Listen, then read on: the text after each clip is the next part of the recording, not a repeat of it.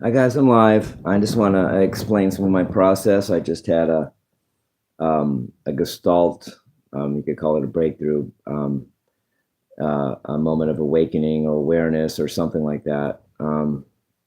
I I I was it just suddenly hit me, just out of the blue, like an hour or two ago. I know my scales. It just hit me. I know my music theory. And that was an important crossroads for me, I think. Maybe the crossroads was when I started studying music theory, which was in 1988, which is 37 years ago, pushing. Um, I finally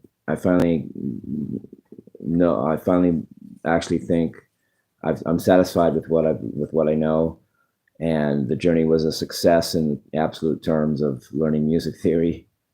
Um, that was hard. DJ, my mentor, even suggested, don't even do it. Don't even do this really hard thing. He said, don't. The analysis is paralysis. And he quoted the trumpeter for Chicago who does a class that's really popular. And he tells his students, just analysis is paralysis. Don't even think about it. But DJ also said at one point that I have more horsepower than him mentally, and he also said I have good head and hands for guitar. And maybe I was just made different. I had to go through that. I couldn't just skip that and go, well, okay, DJ, I won't go down that rabbit hole. I couldn't do that. I couldn't let myself off the hook that easily, and I also couldn't just wimp out of it. I had to do what I thought I needed to do, and now I've done it. And and so I think it's cool. I did Keep Yourself Alive by Queen tonight. I was just watching Queen. They're still on video up there.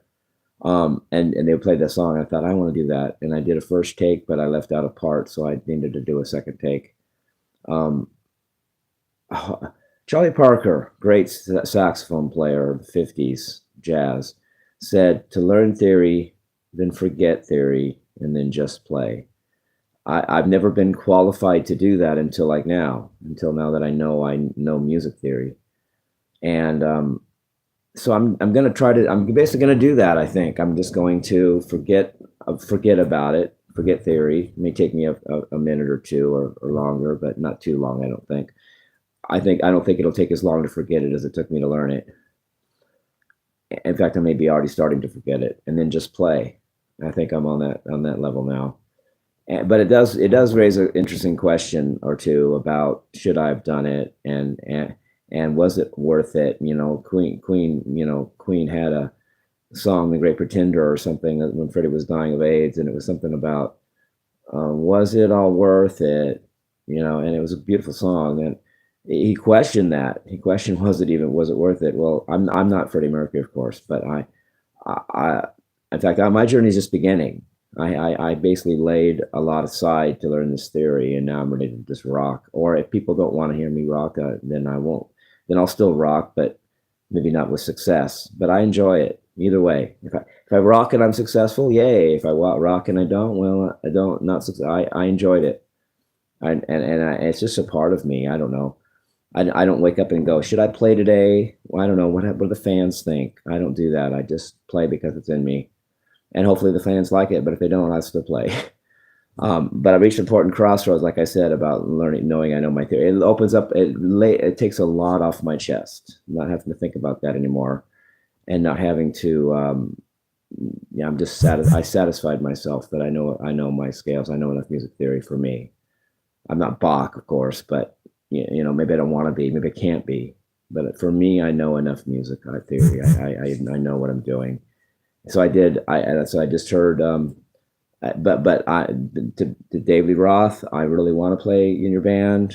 Forgive me for my transgressions of late or of recentness. I'm sorry. I really am on board with you, and I think I'm the right dude for the job. In fact, let me just kind of explain something, a little bit of this the way I am. Before I became one of my dad's best friends, before he died, I had to get him pissed off first. I had to say, "Screw you, Dad," or something like that. And he said, get out of, get." He bought a trailer to come see me play.